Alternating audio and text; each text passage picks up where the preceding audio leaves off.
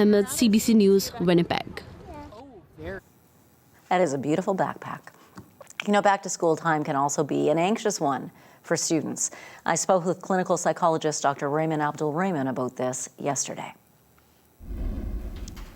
Dr. Abdul-Rahman, thank you for joining us. Thanks for having me. How common is it for students to experience back to school anxiety?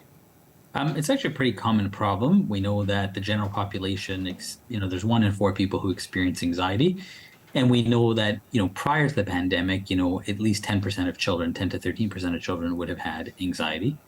But post-pandemic, it's actually even far more common. And that rate's doubled. So we see about 20% of children in North America struggling with anxiety at school. And of course, during the pandemic, many children had the option of staying home, of doing homeschooling or of doing online lessons. Does that make it harder for parents to be consistent and to say, no, you have to go? It does make it a lot more difficult. I think we've gotten over some of that hump, with us getting back to school. But what it doesn't change is the fact that anxiety still exists. And so, 2 of the more common types of anxiety disorders we see in children, particularly post-pandemic, has been social anxiety and OCD. And we see that in adults as well, too. But, when we avoid our fears, our anxiety tends to get worse. And that has typically been the case with anxiety post-COVID as well, too. And so people who had social anxiety or didn't, and then, were given the opportunity to not have those skills of developing social interactions and social skills, that anxiety became far worse. And so it became like one giant societal avoidance. And for the protection of the greater good, I think, of all of us, but it did have that secondary impact. And so we see that now still existing at a high level with children across North America. So what can we do to help? Yeah, and so in the same way that we recognize that avoidance makes anxiety worse, I always say to the people that I work with is that you want to avoid avoidance. And so that means we gradually is the key word, is face our fears.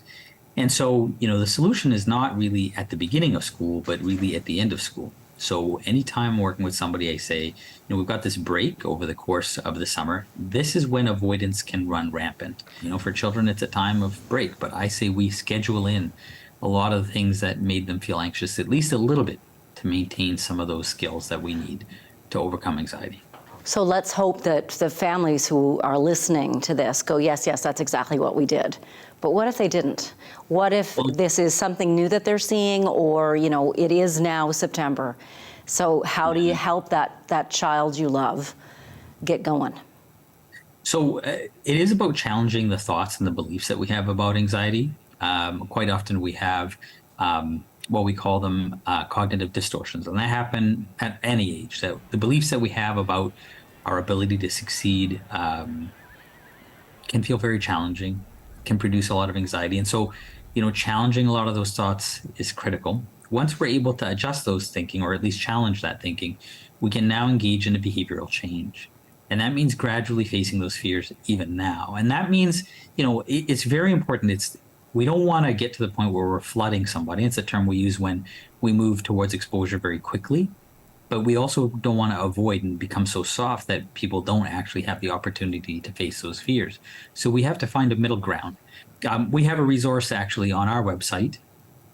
If people just Google Worry Shrinker tip sheets, you'll see a series of tips and tools that people can utilize. But it's also important to get help sooner than later. Now, that poses a bit of a challenge as well, too, because access to psychologists is limited. But if you're recognizing a problem and you think your child needs help, getting help sooner than later is very helpful, particularly if it hasn't been helpful trying that on your own. Dr. Raymond Abdul-Rahman, thank you for your time today. Thanks for having me.